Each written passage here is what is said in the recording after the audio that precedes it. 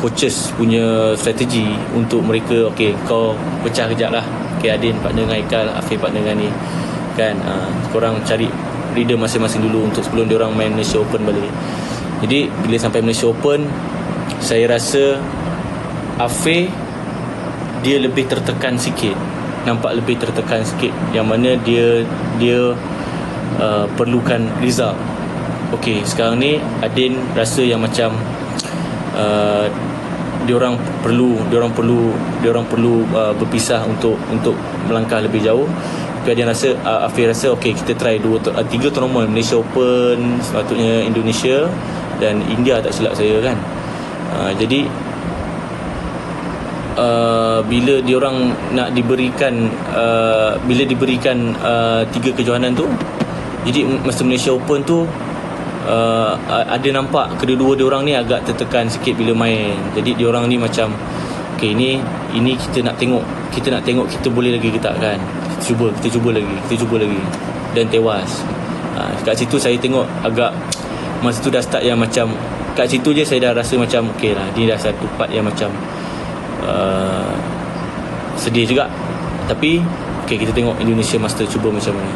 So bila Indonesia Master perkara yang sama juga, bila dah kalah first set, jadi diorang dah rasa macam dah macam tak boleh lah kot kan, dah cuba dah. Jadi bila balik saya nampak lebih terkesan kepada Zifir sendiri. Zifir ni dia memang jenis orang yang dia tak macam Adin. Korang tak boleh nak salahkan bila interview tu Adin muka toya macam tu. Adin dia memang muka tak ada perasaan kan. Tapi kalau macam Afif tu kita boleh nampak riak wajah dia kan. Korang tak boleh salahkan Adin punya riak wajah yang macam tu apa semua, sebab dia punya muka memang macam tu. Kan. Jadi itulah dia punya Afif tu dia lebih macam alamak, dia macam masih lagi macam bercinta kan, masih lagi yang seorang tu rasa macam ada pemikiran yang macam okay, kita sekarang ni kita kena fikir secara untuk kebaikan yang lain kan. Sekarang ni yang first kita ada Sowi Erenca, kita ada Ocean Theory. Sekarang Adin punya pandangan, apa kata kita sekarang ni, kita kalau nak stay kita macam tu je kan. Tapi apa kata kita guna benda ni untuk kita bantu kita punya junior-junior yang lain kan. Kita bagikan dia orang peluang. Tapi kalau BM dia orang takkan nak bagi. Macam saya cakap tadi tu lah, dia orang akan jaga dia orang punya top 10 kan. Sebab benda tu penting untuk sponsorship kan, untuk branding dan sebagainya tu. Jadi Adin dia ada pemikiran yang macam okay, sekarang ni kita take risk. Kita nak main jalan selamat boleh. Adin cakap kita main jalan selamat, kita top 10, kita main, lepas tu kita pergi je lah tournament. Kita akan ikut, kita akan dapat pergi tournament, kita akan ni, gaji ada, apa semua ada, selesa kan, ranking pun dah tinggi apa semua kan. So kita dalam kedudukan selesa. Tapi kalau sebagai betul-betul jiwa sebagai seorang atlet, pada aku korang kena ada satu jiwa berani mati kan. Decision yang sebenarnya susah, dan walaupun nampak macam salah, tapi hanya kau sendiri je yang tahu apa yang kau nak kan. Jadi keputusan kena buat. Jadi diorang ni take risk kan. Macam Adin sendiri, kita kena take risk, kita kena berkeras dan kita kena take risk untuk kita bantu lain. Adin cakap tak semestinya aku yang, kalau pecah tak semestinya aku jadi, mungkin Afif jadi kan. Okay. Jadi tak semestinya Adin kata kalau aku berpecah ni tak semestinya aku nak pentingkan diri aku. Tak, ini untuk kebaikan semua. Kalau kita tengok sebelum-sebelum ni, pemain ternama dunia dalam ranking yang tinggi, Chayun, Fu Haifeng, dia orang pecah. Fu Haifeng partner dengan player muda. Masa tu Zheng Siwei pun dia partner. Sekarang Zheng Siwei kita tengok kat mana. Hendra Setiawan sendiri pernah bertindak macam mana yang tindakan Adin sekarang. Masa tu saya ingat lagi. Sebab apa? Cerita ni saya dapat daripada coach abang saya sebelum ni, coach Hendrawan. Coach Hendrawan, dia adalah abang ipar kepada Hendra Setiawan. Jadi Hendra Setiawan ni kalau kita tengok dalam game kan, dia seorang yang sangat pendiam, sangat apa, tapi dekat luar dia tegas. Dia sangat tegas dengan partner, dia sangat tegas dengan career kerjaya. Maksudnya kalau kau rasa kau tak serius, kita tukar partner, macam tu kan. Kalau kau rasa macam, masa tu saya ingat lagi dekat dalam kereta, tak silap, ini kisah lah yang saya pernah dengar lah. Dalam kereta taksi, dia orang baru, Hendra Setiawan dan mendiang arwah Marquis Kido, dia orang bawa balik daripada tournament. Masa tu Hendra Setiawan ada cakap dengan Marquis, kamu rasa kamu boleh lagi? Kalau tak boleh dah cukup, jangan buang masa. Jadi lepas tu dia orang ada perselisihan yang dia orang berpecah. Di situlah Hendra Setiawan memilih Muhammad Hassan kan. Marquis Kido pilih Gideon. Kita tengok sekarang siapa Muhammad Hassan dan siapa Gideon selepas mereka berpecah kan. Jadi diorang ni, macam contohnya macam Muhammad Hassan tu kan, Gideon tu, diorang nak diorang ada bakat, tapi diorang itu perlukan bimbingan daripada senior yang dah ada pengalaman. Kalau sebelum ni kita punya pengurusan suka simpan satu pair tu dalam senior tu dalam masa yang lama, sebab dah ada ranking dan nama. Jadi sampai benda tu dah lama-lama dah jadi busuk kan. Kalau dekat Korea kebiasaannya dia orang akan buat sistem macam tu. Jadi bila dia orang dah build satu, naik result dah ada ranking dan dah dapat result yang bagus, Olimpik dan sebagainya, jadi dia orang perlu pecah. Yang senior ni partner dengan junior ni, yang senior ni partner dengan junior ni. Jadi dia orang kena bantu junior untuk naik pula. Jadi dia orang tak ketandusan pelapis. Dia orang tidak ketandusan pelapis. Dekat situlah kita, kau nak harapkan, okey, kau tengok okey lah kalau Adin dengan Afiq, tak tournament pergi, okey kalah. Pergi kalah. Ranking 10 dunia. Sayang, ranking dah 10 dunia, pergi kalah. Korang nak tengok, nak menghadap benda tu dengan bangganya player double kita ada ranking top 10 dunia, ataupun kau nak tengok kita tidak ketandusan main bergu terbaik dunia. Jadi pemikiran ni tak semua orang ada kan.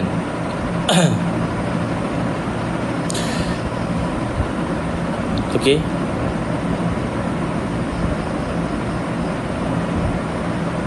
Tapi cikgu macam tak kena je nak tolong junior time sekarang ni.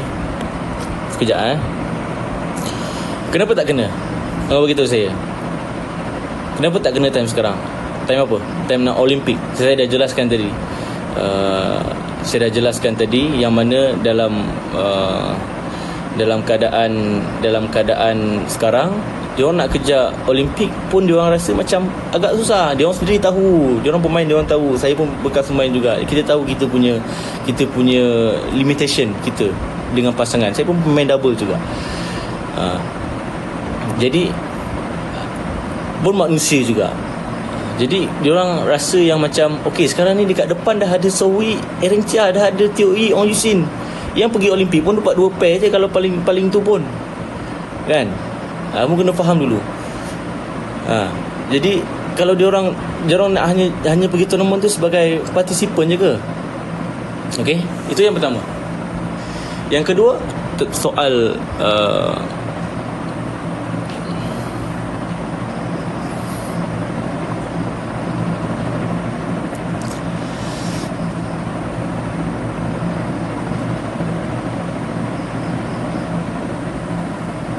okey, yang kedua soal mungkin mereka memikirkan juga soal kerjaya, perjalanan kerjaya. Sekarang Izzuddin dan Gozife umur dah 26 tahun. Jadi dia orang dah rasa macam, okey, aku dah umur 26 tahun dah. Kira sebagai seorang atlet ni sampai umur berapa je? Kan? Sampai paling tu pun 32, 33. Kan? Paling lama nak jadi macam Hendra Setiawan pun berapa, kalau 10 orang adalah seorang. Kan? Jadi diorang perlukan mungkin satu fresh, benda fresh, mungkin yang lebih junior, untuk mereka bermain lebih, tempohnya lebih panjang. Jadi halfway sampai umur diorang partner daripada umur 19 tahun sampai umur 26 tahun, 7 tahun dah lepas. 7 tahun. 7 tahun satu tempoh yang sangat lama.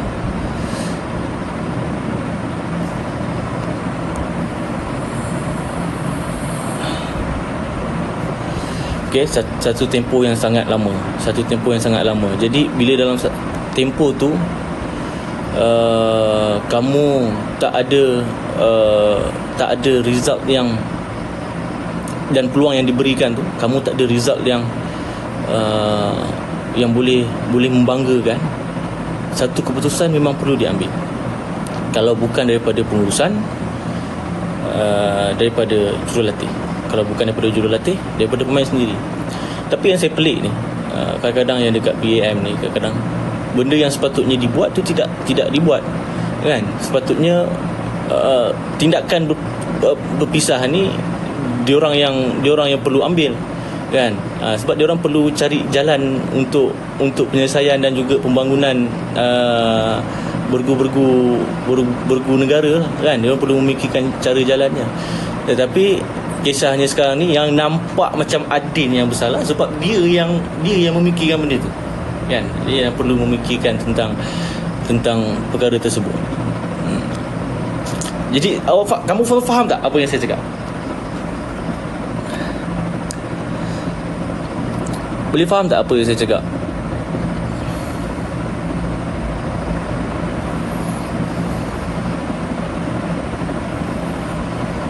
Faham salah Abang Apit.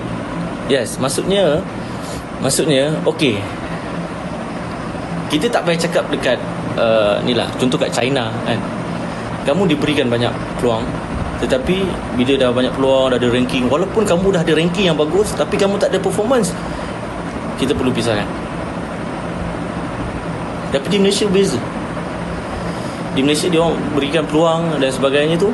Lepas tu bila dah ada ranking yang bagus semua, dia orang akan okey dah ada ranking ni. Kalah apa tak apa, tahan kita dah ada brand. Kalau menang kita angkat, kan? Kita angkat lagi. Kan? Dia orang tak mementingkan banyak benda ni dah berlaku sejak dulu lagi, tapi sekarang dah nampak sikit ada perubahan tentang ketandusan pemain. Kita banyak masalah ketandusan pemain adalah disebabkan masalah-masalah ni. Kita tak ada memikirkan tentang view yang lebih besar. Satu tindakan BAM yang saya respect, yang saya puji adalah mereka mengeluarkan pemain-pemain yang dah senior waktu tu, Goh Wisham, Tan Wee Kiong, Teo Ong Yusin, untuk mereka bergerak. Contohnya Tan Kiam Beng, Lai Pei-jing, Chan Peng-sun, masa tu untuk mereka keluar daripada BAM, untuk mereka bergerak secara profesional, kerana mereka dah ada nama yang bagus, dah ada ranking yang bagus, mereka akan dapat sponsor, dapat duit, dapat tournament dan sebagainya. Jadi BAM gunakan dana tu untuk bawa pemain-pemain junior ni. Okey. Jadi sekarang ni masalah yang berlaku adalah saya tak backup. Mungkin kamu nak bercakap tentang saya backup kawan sendiri ke apa ke tak. Saya sangat baik dengan Adin, saya sangat baik dengan Hafiz, saya sangat baik dengan semua pemain yang ada. Jadi saya juga baik dengan orang-orang yang berada di BAM juga. Saya ada hubungan yang baik dengan coach seleksi, dengan management khususnya. Tapi saya ada beberapa benda yang kalau kita setuju dengan tindakannya, kita setujulah. Tapi kalau ada benda yang perlu kita persoalkan dan kita kritik, memang ada, kita perlu untuk kebaikan bersama. Okey, jadi sebenarnya tadi saya tak cakap dengan abang saya, kan, malam berita Adin apa semua, kan. So dia kata, kenapa Adin tak jelaskan apa yang dia cakap dengan kita, kan? Dia saya tak tahu, mungkin dia berhati-hati untuk bercakap apa semua, kan. Tapi bila saya tengok banyak spekulasi yang tidak benar tu, dia jadi macam saya sendiri pun macam kesian pula member aku ni, kan. Kesian pula. Jadi sebab tindakan yang dibuat tu nampak seolah-olah macam dia seorang saja yang bersalah, kan. Dia seorang je yang bersalah. Tapi dia kata tak apa. Dia kata, saya jumpa dia tadi, dia kata tak apa, sebab aku buat niat, aku tahu niat aku macam mana, dan aku tak terkesan pun dengan apa yang orang cakap, kan. Jadi itu satu, cakap dengan dia, cakap Din, ni satu keputusan yang aku sangat respect dan aku puji kan. Kau berani buat keputusan yang sebenarnya tak semua orang kalau dekat tempat dia berani untuk buat. Saya rasa kalau orang lain mungkin dia akan rasa macam dia akan ikut je lah benda tu, ikut je flow tu. Okey lah, aku dah ranking dah top 10, aku jangan ikut pergi tu normal, apa semua kalah, tak ada masalah, tak lah kena kutuk lagi, tak apa, yang penting duit aku masuk, apa semua, gaji masuk. Adin cakap dengan saya, Meh, kalau aku nak fikirkan pasal duit selesa, sekarang kenapa aku nak pecah, kenapa aku nak bincang dengan Hafiz untuk kita pisah kan? Sebab apa? Dia dah ada gaji untuk top 10, dah ada kedudukan yang selesa. Kalau dia dah pisah, dah confirm gaji lebih rendah sikit mungkin agaknya kan. Dah confirm dia kena bermula daripada bawah balik. Tapi dia cakap kadang-kadang dalam live ni kita kena undur satu langkah ke belakang untuk kita langkah jauh ke depan. So ini satu benda yang tak semua orang boleh, walaupun keputusan yang kita buat tu tak semua orang boleh faham dan accept kan. So kita as a fans, kalau kamu betul-betul meminati sukan badminton dan mengikuti perkembangan badminton dari dulu lagi, kamu kena faham dan kamu kena study lebih banyak. Kamu kena study lebih banyak. Kamu kena study lebih banyak tentang pengurusan, ataupun mungkin dalam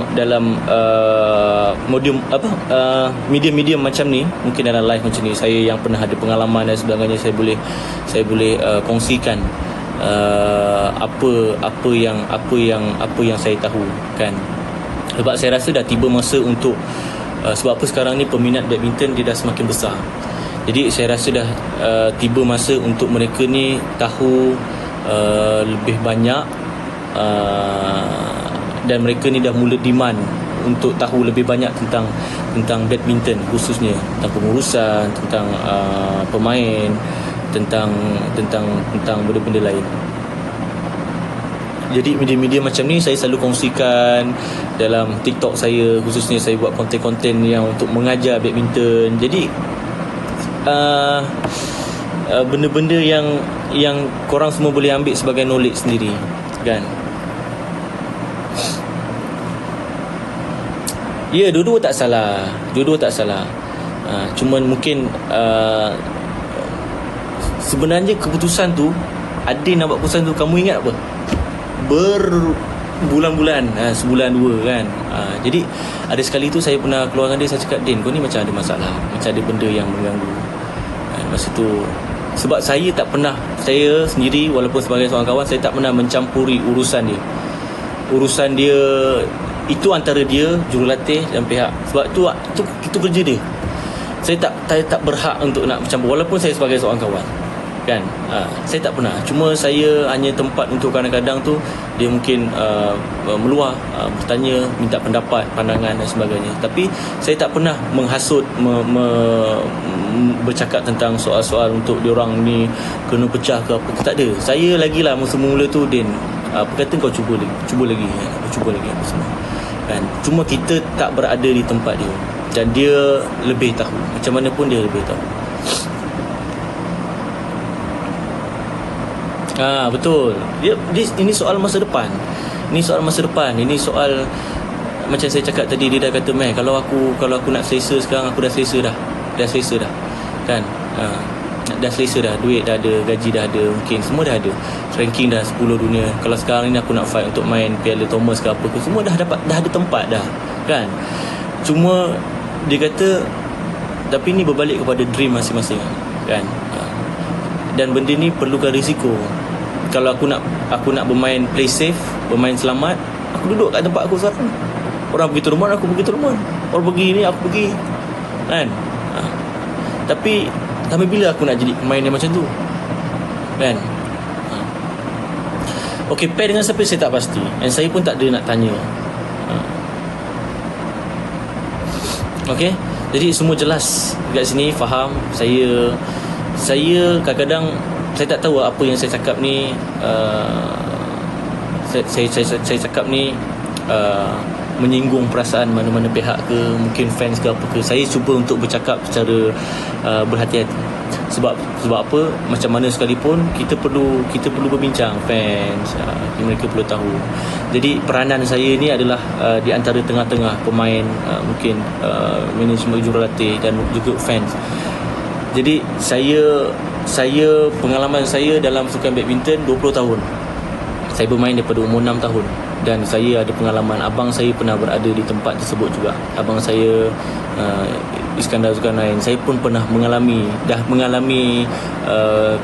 kritikan kepada abang saya, macam mana nak menghadapi benda-benda tu semua tu. Saya dah ada pengalaman semua. Jadi mungkin zaman tu peminat tak tahu lebih banyak sangat pasal badminton, tapi sekarang mereka dah lebih banyak mengikuti.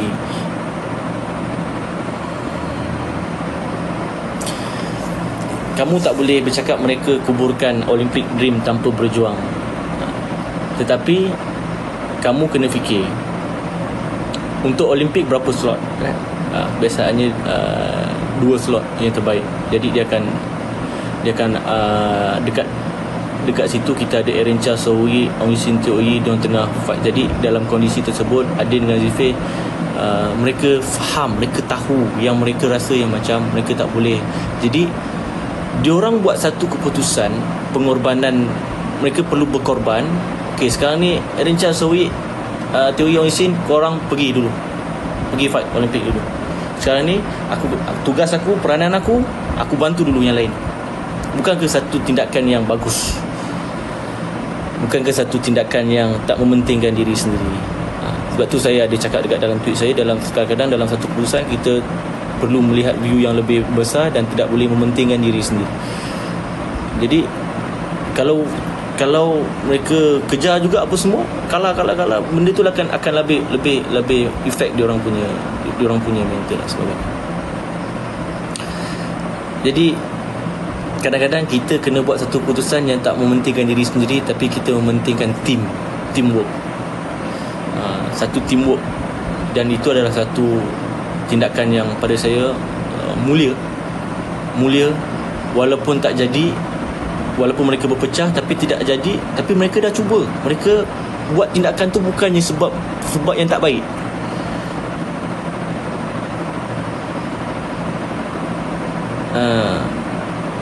Okey, faham tak apa yang saya cakap?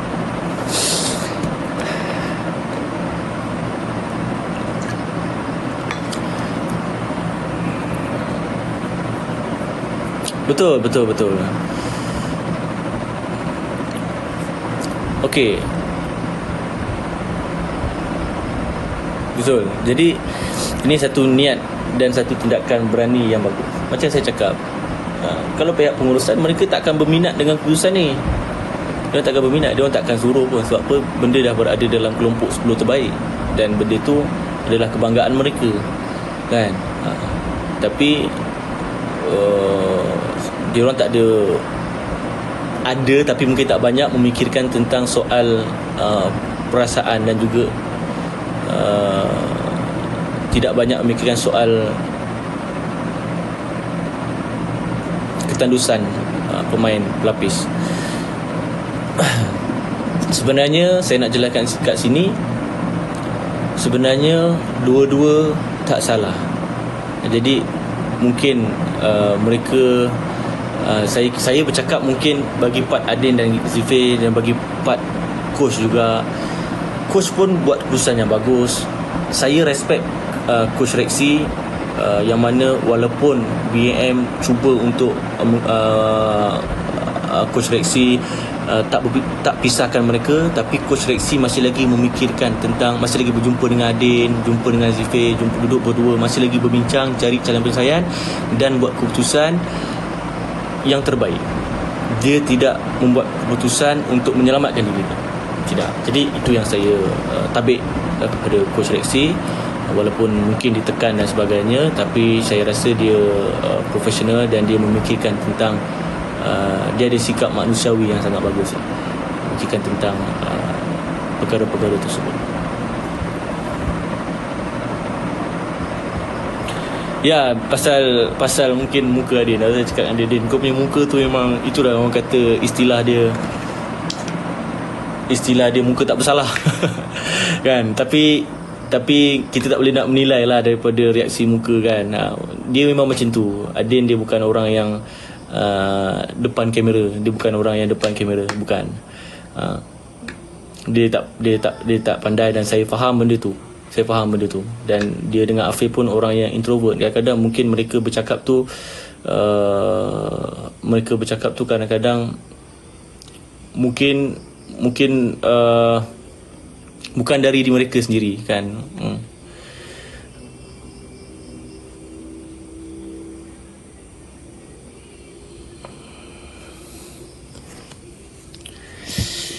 Dia bukan give up. Dia bukan give up tau.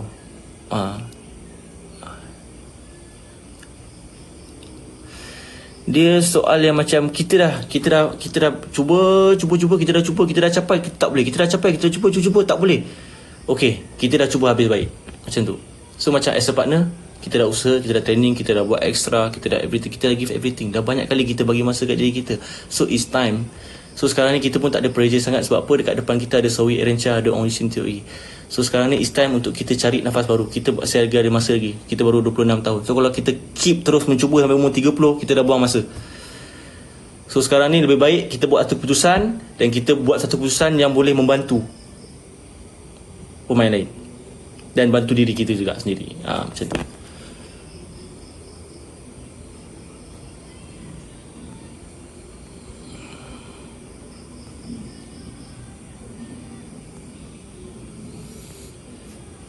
Korang tak nak ke kita ada player bergu top 10, 4 bergu dari satu negara?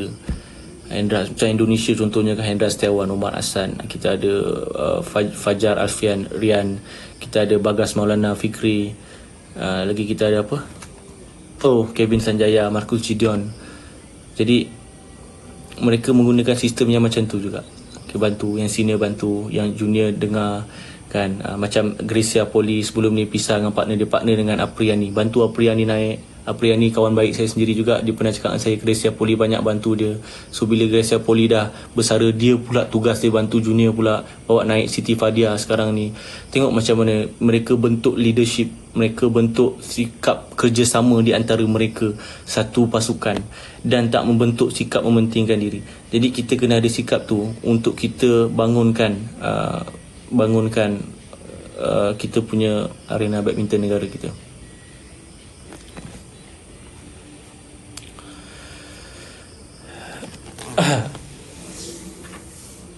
Mungkin ada persoalan yang kurang jelas yang korang nak tanya, boleh, ataupun yang tak bersetuju dengan pendapat saya. Saya pun tak minta kamu semua setuju 100% dengan pendapat saya. Saya bukan orang yang macam tu.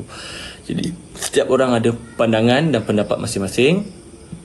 Jadi itu adalah pendapat saya sebagai seorang bekas pemain juga, yang pernah ada pengalaman juga, dan peminat badminton juga. Jadi itu pendapat saya. Tapi kalau kamu semua ada pendapat sendiri yang mungkin kamu rasa tak setuju dengan pendapat saya tak ada masalah.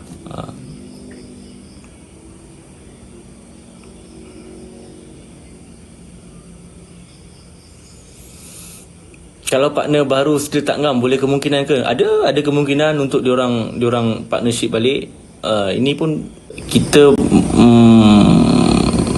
kita kena menerima putusan. Saya faham peminat menerima benda tu pada asalnya. Sedih, diorang ni kamu dah menyokong dah lama kan, sampai kamu minat dengan pairing diorang, kamu minat badminton pun asalnya sebabkan tengok partnership diorang dan sebagainya. Jadi bila mereka berpisah tu, kamu ada sedikit teremosi. Saya faham. Tapi peranan saya di sini adalah saya menjelaskan perkara yang sebenar yang berlaku dan view yang sebenarnya untuk kamu semua nampak, untuk kita semua menerima satu keputusan ni sebagai satu keputusan yang okey, kita tengok dari sudut yang positif. Bagus juga sebenarnya actually. mungkin diorang pecah ni, diorang sekarang ni kita tak risau untuk Olympic ni slot, ada Aaron Chia Sawi, ada Aung Yusin Tui. So diorang pecah ni bagus juga sebab diorang tengah dalam keadaan tak, emosi tak stabil masing-masing, performance tak apa bagus, psikologi tak bagus. Biar diorang partner pecah dulu. Diorang pecah apa semua, tengok kalau bagus, kalau benda tu menyelah bagus. Kalau tak menyelah, mungkin diorang patah balik jadi lebih bagus. So kita melihat dari sudut tu, janganlah nampak kita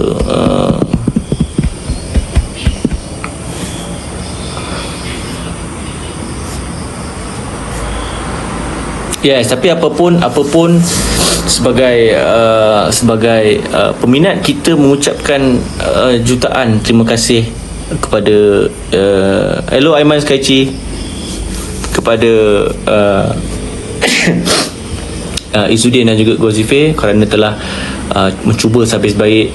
Kita kena, macam mana pun kita kena berterima kasih kepada atlet-atlet, tak kisahlah atlet badminton ke, atlet negara, atlet sukan lain ke, basikal ke, apa ke. Kita nampak yang macam mereka ni hidup senang, pergi luar negara, pergi tiap minggu, tournament apa semua. Tapi kalau kamu mendalami betul-betul kehidupan sebenar mereka ni, tak mudah kan. Mereka mengalami orang kata tu penat setiap hari, fizikal, mental, dan cita-cita. Dia orang bawa cita-cita dan dia orang bawa nama negara, image negara. Dan bila dikalah mungkin dikritik, mungkin dikecam kan. Itu antara risiko yang atlet-atlet kita ambil kan. Kalau nak kata hidup senang tak senang sangat pun atlet-atlet negara kita ni kan. Jadi macam mana sekalipun kita perlu hormati. Kita perlu hormati yang bangun pagi, yang training bangun awal pagi, training, extra training, lepas habis training mungkin kita tak tahu, mungkin diorang ada masa diorang bersendiri, diorang menangis dan sebagainya, memikirkan masa depan, memikirkan keluarga kan, memikirkan, kita tak tahu diorang ada masalah peribadi, bukan kita je ada masalah kan, diorang pun ada keluarga kan, diorang pun ada masalah peribadi. Jadi kita perlu faham dari sudut manusiawi kat situ kan. Tapi kalau benda yang tak betul, yes, kita kritik, tapi kritikan yang membina lah kan. Jangan kita terus mengecam kan. Macam ada yang tanya saya pasal Lizija apa semua. Pada saya dia sekarang dah free. Antara tujuan dia nak keluar daripada BM adalah untuk dia rasa macam dia main badminton tu untuk enjoy, untuk dia rasa feel main badminton, dream dia. Jadi kita tak perlu berikan tekanan yang lebih. Jadi biar dia rasa free. Dia rasa dia tak nak jurulatih ke apa ke, kita bagi peluang. Mungkin dia sedang mencuba kan. Kita jangan menghukum lebih awal. Kita bagi dia peluang untuk orang kata tu, untuk membuat kesilapan, maksud saya kan. Kita tak tahu tindakan dia tu betul ke tak betul, tindakan tak ada jurulatih betul ke tak betul sebenarnya, apa ke apa semua tu. Tapi kita tengok dulu beberapa tournament, okey, rasanya mungkin dia perlukan seorang ke apa ke yang lebih memahami dia apa semua. Kita rasa macam tu, cara dia macam tu kan. So dia tengah dalam proses muda, kita korang pun muda jugalah, 25 tahun kan, yang kadang-kadang kecam dekat Facebook apa semua tu, macam tak pernah muda, macam tengah tak ada masalah, macam tak pernah buat silap kan. Kadang-kadang diorang perlu melalui fasa-fasa, diorang perlu buat silap baru diorang belajar. Itulah hidup kan. Hidup ni bukan semuanya kita buat benda yang betul kan. So maksudnya sekarang ni mungkin dia dalam fasa-fasa tu, okey, bagi peluang, okey, aku rasa tindakan ni tak betul, so aku cuba cara ni pula. Cara ni. So masa tournament banyak lagi.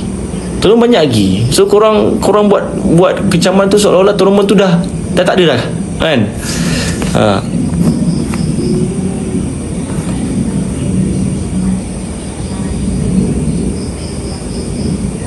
Aiman,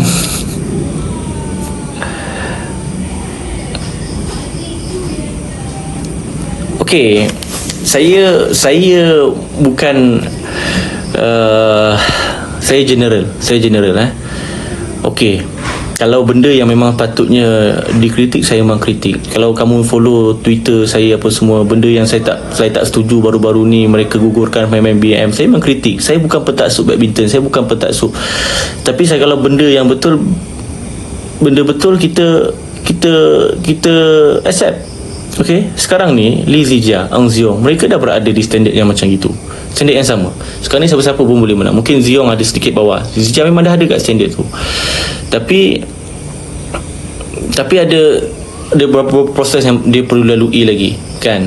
Kita tak boleh nak samakan dia dengan Datuk Lee Chong Wei. Zaman tak sama, kan. Sekarang pendekatan pun dah tak sama, cara dah tak sama, kan. Sekarang siapa-siapa pun boleh menang, kan. Melainkan kalau single tu Victor Lesson ada tinggi sikit lah. Tapi kalau tengok Victor Lesson pun, siapa je boleh beat dia? Zijia saya rasa yang boleh beat dia. Baru-baru ni Kun Lawut, kan, yang boleh beat dia Zijia. Kalau jumpa pun Lesson masih lagi susah nak makan dia, kan.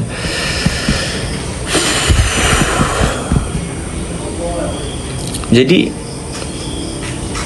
korang atlet ni pergi pun bukan untuk kalah, kan, bukan untuk kalah.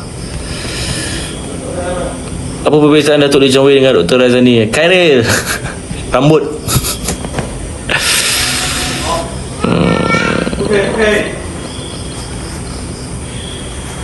SSM punya peak umur 27 tahun. Ini kamu kena belajar juga, soal peak time. Peak time ni kadang-kadang tak semua. Kamu kena study banyak sikit. Kebanyakannya pemain Eropah, dia orang punya peak time tu selepas umur 28, 29. Sebelum ni Matthias Bo, Christian Mogensen, umur 29 baru peak.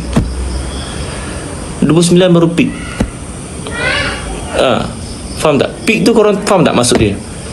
Peak tu bila dia dapat kekuatan sendiri. Dia orang melalui proses-proses tu untuk dia orang dapat peak tu. Ada orang yang cepat matang, tapi bila sampai tahap dari sini tu dia orang dah merudum pula, kan.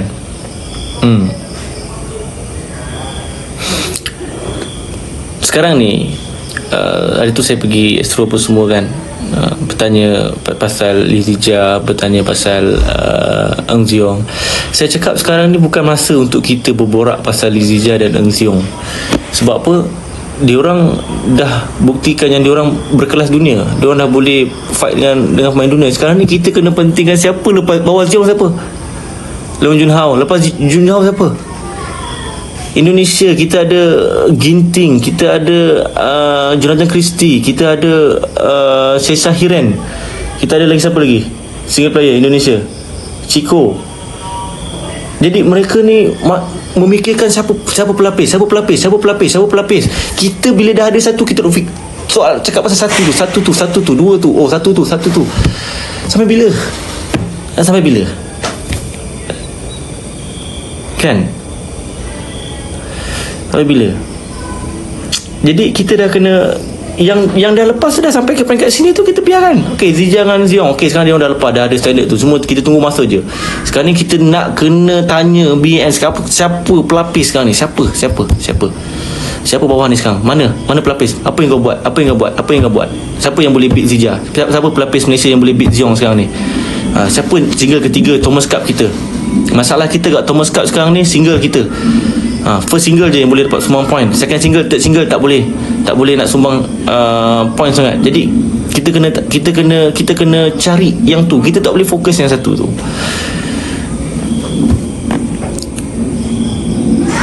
Jadi kita jangan berborak pasal benda yang dah jadi. Faham? Itu benda yang dah jadi. Lee Zijia, Ang Ziong, benda yang dah tengah proses untuk diorang tunggu masa untuk diorang menang. Jadi sekarang ni kita nak tunggu. Sekarang ni kita nak cari siapa pelapis-pelapis persoalangan ketiga, persoalangan keempat, persoalangan kelima yang boleh bersaing hebat ni. Sampai kita pening lah siapa nak pilih pergi main Piala Thomas ni, kan. Semua ni bagus.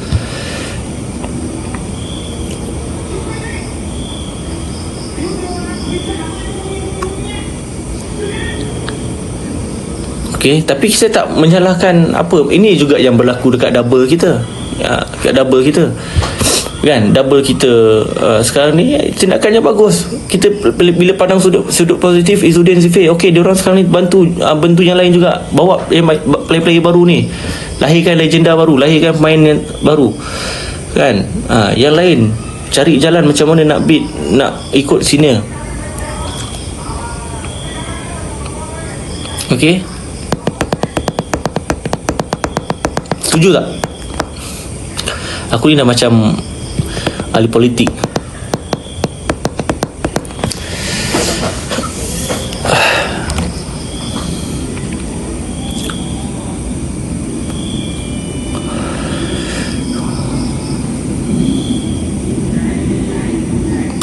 Performance single kita. Kenapa kita tak nak bercakap soal performance single kita? Kan? Dan saya pun mengharapkan bahawa media dan sebagainya juga untuk memainkan peranan juga untuk lebih banyakkan perbincangan tentang pencarian bakat, pencarian pelapis, siapa selepas ini, siapa contohnya woman single, bagaimana tekan BAM tentang siapa sekarang ni, perempuan kita mana. Jangan kita bertanya soal benda-benda isu-isu panas, isu-isu yang saya rasa tak penting apa semua, kan. Jadi isu-isu yang mungkin nak melariskan bacaan dan sebagainya. Jadi kita perlu menekan soal yang mana pelapis, siapa pelapis, berapa ramai, apa program yang diorang buat, kan. Apa program yang diorang buat untuk mencari pelapis, kan. Apa program yang diorang buat, siapa yang boleh beat ni.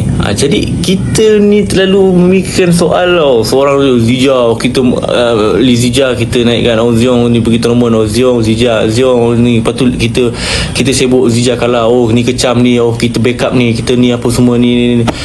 Tapi kita lupa siapa yang tengah, apa yang patut kita pentingkan sebenarnya.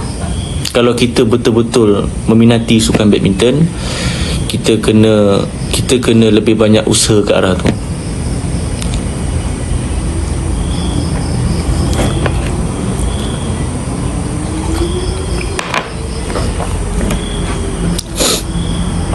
Okay, pada masa yang sama dalam kesempatan ni aku nak promote sikit lah. Aku tak ada buka beg kuning hari ni, kan, sebab nak borak je, kan. So nanti kalau ada boleh usah-usah dekat TikTok shop, belilah sikit. Senyum sikit cikgu. Okay, saya ada hubungan yang baik dengan media. Macam ni Aiman Skaichi ada dekat dalam ni, kan. Jadi Aiman Skaichi adalah pengulas badminton, kalau kamu selalu dengar suara dia. Seorang pengulas yang sangat aku rasa aku respect lah macam mana dia mengulas apa semua tu dengan suaranya, dengan idea dia. Jadi hubungan aku dengan media tu baik, cuma kadang-kadang macam Abang Ahmad Syarat Sani apa semua, aku ada hubungan yang baik dengan diorang. Peranan dia adalah untuk mungkin mengubah kita approach daripada media untuk bertanyakan, mungkin kita membincangkan isu-isu yang lebih penting daripada isu-isu yang hangat.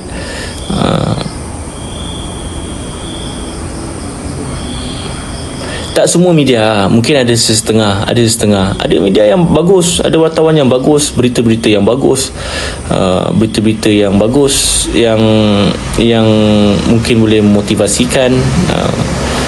Mungkin kadang-kadang isu-isu tu memang kita kena tekankan juga, tapi kita perlu lebih banyakkan tentang untuk membuka minda peminat-peminat tentang isu-isu yang saya perkatakan pada hari ini, kan. Saya rasa mungkin ramai yang baru tahu, rupanya macam ni, rupanya baru tahu Olimpik macam ni, semua berapa slot, rupanya dekat dalam macam ni, patutnya betul juga ni, kan. Tapi benda-benda tu dapat tahu daripada saya yang buat live kat TikTok ni, kan. Sepatutnya mungkin benda tu boleh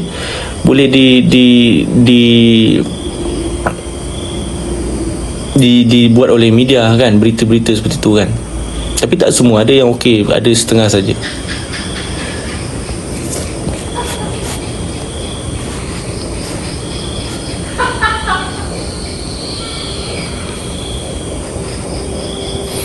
Pendapat coach tentang pendekatan coach Rexy bagus. saya rasa dia adalah seorang jurulatih yang bagus. Dan kalau hari itu adalah hari itu, hari esok adalah hari yang baru. Dia seorang yang macam tu. Kalau dia marah hari ni, dia maki kau hari ni, kau jangan kecil hati lah. Besok dia akan senyum balik dengan kau. Macam tu lah. Betul. Yes, media should help to educate the society.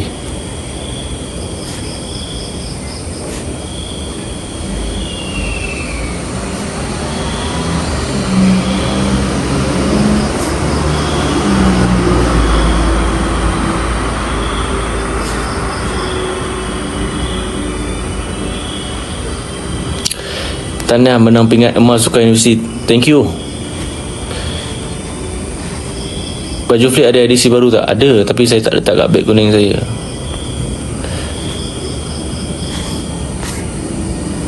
Pencarian bakat ada buat pemilihan untuk masuk ke BAM, tapi macam baru-baru ni saya baru persoalkan bila dia orang gugurkan ramai pemain, termasuklah pemain probation, termasuklah adik saya sendiri. Jadi lepas mereka gugurkan tu, tanpa penjelasan, kan? Tanpa macam tiba-tiba tak pernah pergi tournament, tak pernah apa, gugur. Lepas tu kau ambil lagi 2 orang, kau kata nak cut budget, kan? So apa kau jadikan atlet ni sebagai apa, kan? Kita orang ni badminton ni untuk apa? Untuk permainan benda-benda macam tu, kan?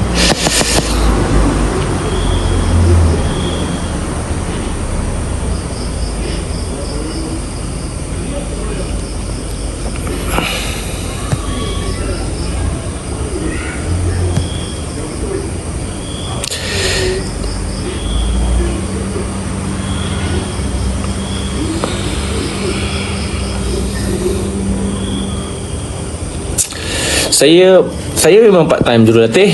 Saya dah pukul 12. Saya ada buka satu kelab badminton bersama adik-beradik saya, East Brothers, di Keep Mall Bangi, di kawasan Bandar Baru Bangi, dalam Mall 34. Jadi siapa yang biasa main dekat Keep Mall Bangi tu adalah nampak gambar kita orang kat situ, kan? Kita buka kelab dekat situ. Main sukip lagi ke? Tahun depan tak ada sukip. Masa ada kot tahun depan. Tahun ni. Adakah sebab tiada prestasi yang dibuang BM? Kalau tiada prestasi, apa bukti yang tiada prestasi tu? Itu perlukan penjelasan. Pemain perlukan penjelasan. Berdasarkan tournament, yes, perlu. Jadi kalau tak ada tournament, apa?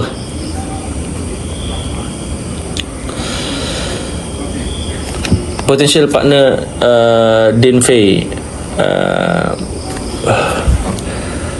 Adin hari tu masa Malaysia IC partner dengan Haikal, champion. Dan aku tengok dia punya combination rotation sangat bagus. Sebab Haikal tangan kiri, Adin pula dia nampak lebih rasa mungkin selesa sikit. Dan dia menang sampai final semua straight game. Bagus. Untuk Afif tak nampak lagi. Tapi tadi aku ada tulis kat Twitter, tapi ramai yang sebenarnya tak setuju. Itu pandangan aku. Sebab aku rasa Afif dia perlukan orang yang attacking dan orang yang ada leadership yang bagus. Jadi kita nak tengok karakter tu. Setakat ni yang aku boleh nampak, yang ada benda tu Chen Tanjie. Tapi memanglah Chen Tanjie tu dah tengah main mix double, kan? Aku tak adalah suruh macam Chen Tanjie kau kena partner dengan Afif semua. Tapi aku rasa kalau partner Chen Tanjie susah kot, macam tu. Tapi orang ramai cakap, jangan kacau Tanjie, jangan ni Tanjie, jangan ni, leave him alone, kan? Free Tanjie. Allah Akbar. Ikut korang lah.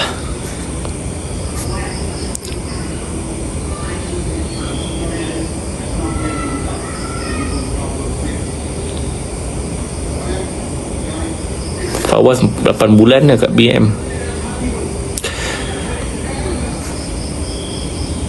Saya terlalu ke Keep Mall, teringin nak tersempat dengan cikgu Aisyah Safian. Saya biasanya ada di Keep Mall Sabtu Ahad. Tak tentu jugalah masa. Kita ada kelas pukul 9 hingga 5 petang. Tapi tengoklah, kadang-kadang kalau saya datang padang pagi, kadang pagi sampai ke petang, dan petang saya datang. Macam besok tak ada, saya hari Ahad ada.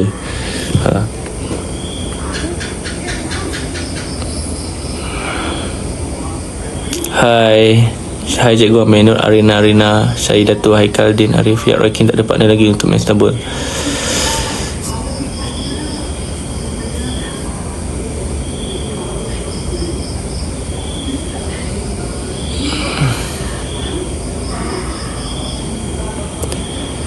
Itu pandangan saya. Itu bukan saya cakap kena.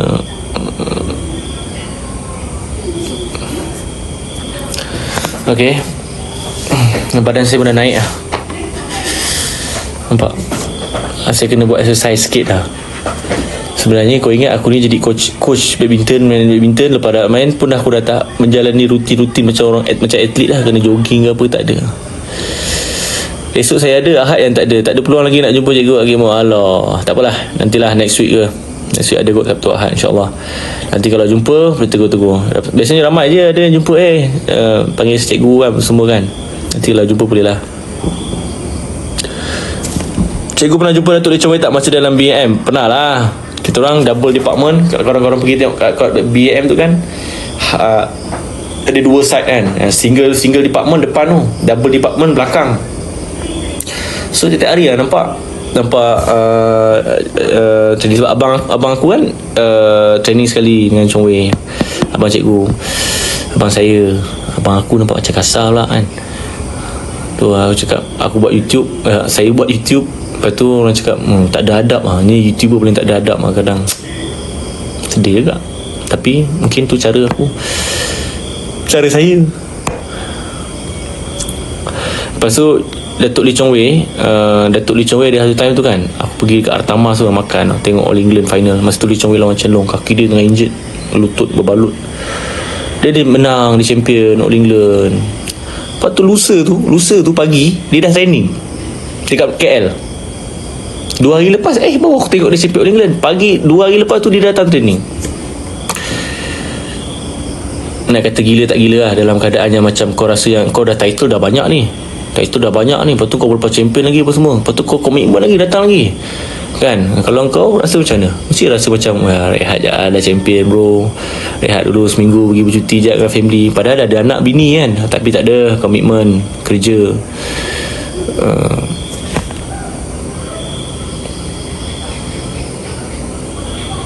Betul. Dan kita nak create disiplin, kita nak create winning mentality tu agak susah. So kita kena create mentality kita sebagai seorang atlet lah.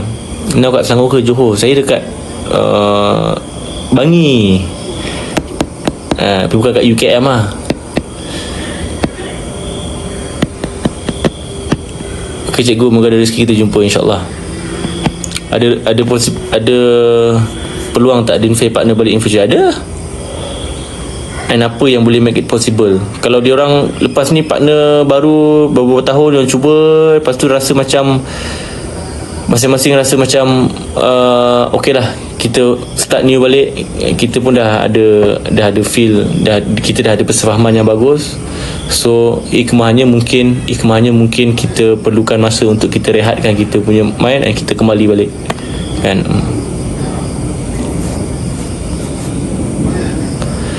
Nak turun Bangi lah, turun lah Bangi.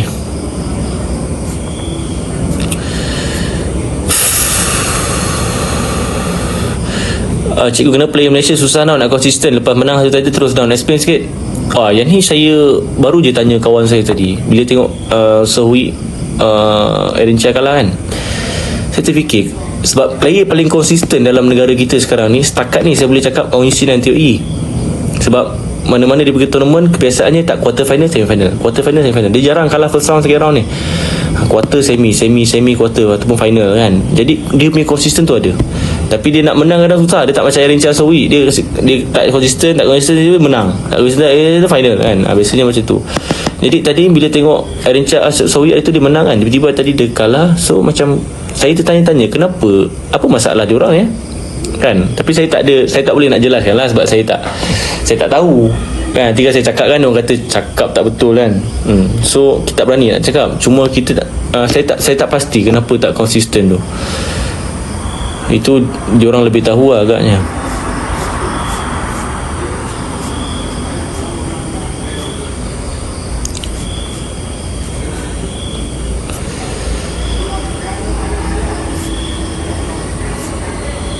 Setuju. Oh, semua fan Ong Teo ni. Semoga lepas ni rezeki Ong Teo champion. Ya, insyaAllah mesti ada punya sangkut. Please jemput Yasin dekat YouTube. Saya ada jemput, cuma kadang-kadang masa tu tak ngam. Saya tanya tu, tempat dia orang kan sibuk kan, jadual dia orang. And then jadual saya pun boleh tahan juga kan. Coach Misbun garang tak cikgu? Coach Misbun masa zaman yang kali kedua dia masuk BM balik tu, yang baru-baru sebelum ni, dia dah tak garang macam zaman-zaman yang kita pernah dengar cerita-cerita dia lah. Sebab mungkin faktor usia, lepas tu mungkin arwah isteri dia dah meninggal, dia dah macam slow sikit lah, dah tak ada macam tegas macam dulu. Mungkin cara pendekatan untuk player sekarang ni dia rasa tak sesuai. Macam cara dulu boleh keras kan, cara sekarang ni mungkin dia perlu lebih sentuhan apa semua. Saya tak pastilah, cuma yang saya nampak dia dah tak garang lah macam dulu kan. Tapi yang bagusnya Coach Misbun ni, dia ada sentuhan lah. Yang bagusnya jurulatih ni bila dia ada sentuhan.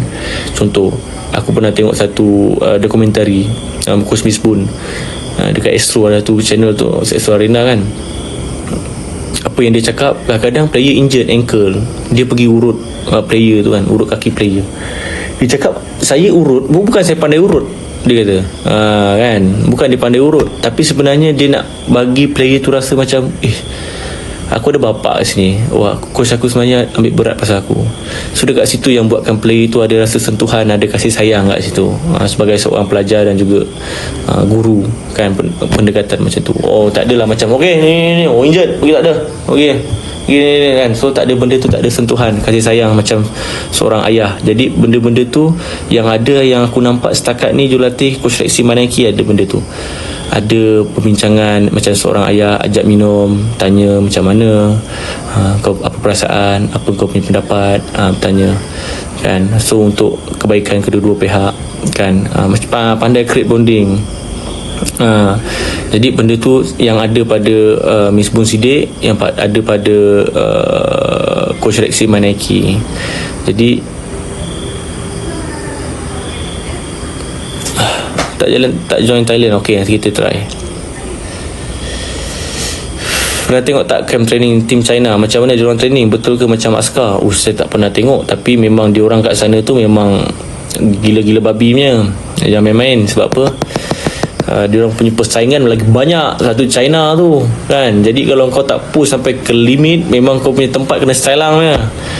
Kat sini kita kalah tak apa kan. Tak ada. Kat sana memang kau pergi tournament memang kau kena menang. Kalau tak ada memang kau kena kan. Sekarang ni kat bawah ni ramai lagi. Sebab apa? Ramai kawan-kawan saya yang jadi jurulatih kat China sana tu, memang diorang kelab-kelab kecil diorang pun dah bagus tau, player-player diorang. Kenapa jarang ada coach dari China? Tapi saya tak menggalakkan sangat daripada China. Sebab apa? Salah satu adalah communication.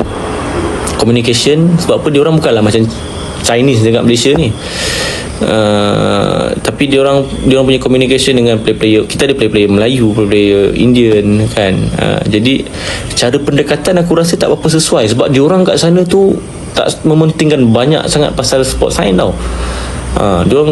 Diorang training memang tak ada pemikiran. Diorang memang push to the limit kan. Dekat sini kita perlu mikirkan tentang injury. Diorang tak ada. Kalau kau tengok dia punya, pernah tengok tak diorang punya training gym rama, gimnastik, memang kaki memang menangis-nangis, patah semua tu kan.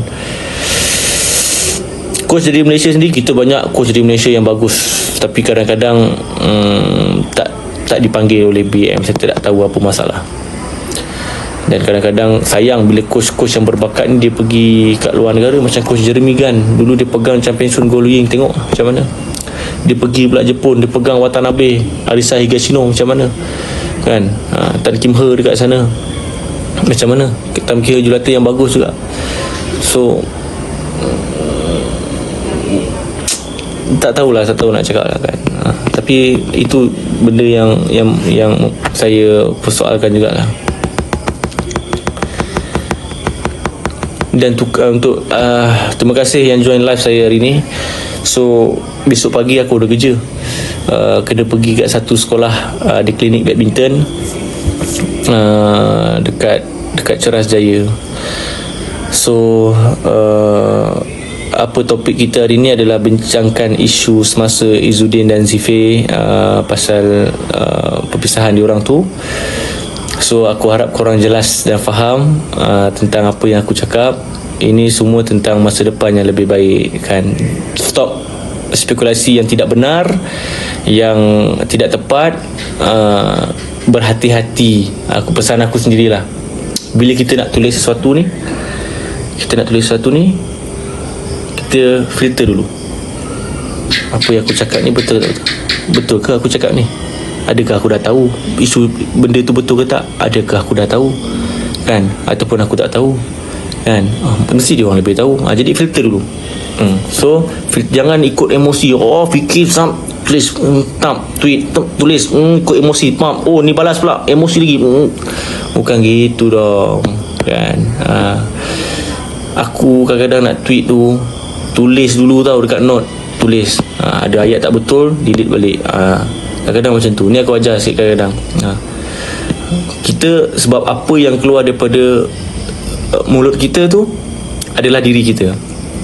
Apa yang keluar daripada perkataan yang kita tulis, itu adalah menunjukkan diri kita. Kan, menunjukkan siapa diri kita. Jadi kita perlu berhati-hati. Lagi-lagi kalau kita ni orang Islam, kan, kita kena tunjukkan contoh yang baik. Kalau kita sebagai seorang peminat, kita kena tunjukkan kita ni seorang peminat yang betul-betul minat dengan baik. Betul-betul kita minat, kita nak tahu, kita study lebih banyak, kan. Jadi korang kena just be rational and mature lah, kan. Jadi orang yang peminat yang matang, peminat yang sentiasa nak tambah ilmu, kan. Kalau kita tak tahu, kita jangan cakap, kan. Itu kan pesan Nabi. Kalau kita tak tahu sesuatu tu, kita jangan cakap, kan. So kalau kita ada benda yang kita nak cakap, benda yang kita nak komen, kita tapis dulu dalam kepala otak kita, dan barulah kita tulis, kan. Aku pun macam aku cakap, sebelum apa-apa yang aku nak cakap ataupun aku tulis, aku akan tulis dulu, kan. Benda tu penting. Sebab apa? Benda tu dah menunjukkan apa pandangan orang dekat kita, kan. Kalau kita pandai cakap je, sekali tak betul, kan. Tapi kalau bila kita cakap, kita salah, kita minta maaf. Kita manusia biasa juga. Mungkin apa yang aku cakap apa ada salah juga, aku minta maaf. Macam gitu jadi manusia, kan. Dah bertazkirah pula kat sini. Betul, sokong dua-dua. Jadi diorang macam mana pun diorang training hari-hari, lepak makan sekali, borak sekali, training pun bekerjasama sekali. Yang kita nak duduk sibuk, diorang masih lagi membantu negara, kan. So itu nilai yang perlu kita ingat. Okay, halalkan ilmu, cikgu. Okay guys, so cukup untuk hari ni. Aku banyak gila cakap hari ni, kan, sampai sakit kepala, demam lah. Alright, so ada apa-apa ucapan terakhir? Aku doakan semoga semua yang tengok live ni diberikan kesihatan yang baik, dimurahkan rezeki, kan, dimudahkan segala urusan sebagainya. Tak kisahlah yang tengok ni mungkin ada dah jadi mak bapak ke, mungkin masih lagi bersekolah ke, mungkin dah masih tengah belajar, tengah struggle ni, dah nak exam apa semua, kan. So tenangkan fikiran kita, lapangkan dada, kan. Kalau kita rasa yang macam kita terlalu banyak tengok benda-benda yang toksik ke apa ke, tutup telefon, keluar, jalan jap kat depan, jalan naik motor ke, kan, keluar tengok pokok, tengok ni, kan, tengok benda-benda yang bagus, kan. Jangan bila kita nampak benda tu dah jadi macam tak bagus, kita buang. Alright guys, saya tengah tunggu cikgu masuk Minang. Oops. Siapa tu? Saya tahu. Lama. Thank you. Alright, so terima kasih guys. Selamat malam. Kalau jumpa tegur tau, jumpa cikgu, macam tu. Ataupun Amir, kan. Sebab ramai sangat panggil aku cikgu. Sebenarnya aku cakap dengan mak aku sebelum masuk belajar di cikgu, sebab mak aku cikgu, kan. Jadi cakap dengan dia, Amir memang tak nak jadi cikgu, kan. Macam mana pun tak nak jadi cikgu, kan. Tak suka jadi cikgu. Tapi mak saya ni, ibu saya ni selalu cakap, jadi cikgu ni, kan. Macam-macam lah mak, kan. Jadi lalas kena sumpahan mak tu, semua panggil aku cikgu sekarang. Tak apalah, aku anggap je lah macam aku dah jadi cikgu, walaupun aku tak nak jadi cikgu, kan. Tapi tak adalah tak nak, benda tu kerja yang mulia. Cuma aku rasa yang macam aku tak boleh hidup dalam peraturan agaknya. Saya pun tak nak jadi cikgu, lah jadi cikgu. Nasib lah. Cikgu mak salam. Salam mak balik. Okay, terima kasih guys. Selamat malam. Rezeki cikgu kelas dah habis. Okay, lepas ni boleh tukar username cikgu Amir. Lagi kita dapat betul cikgu online. Salam kat Adin. Okay, nanti saya salam kat dia. Okay, bye guys. Assalamualaikum. Good night.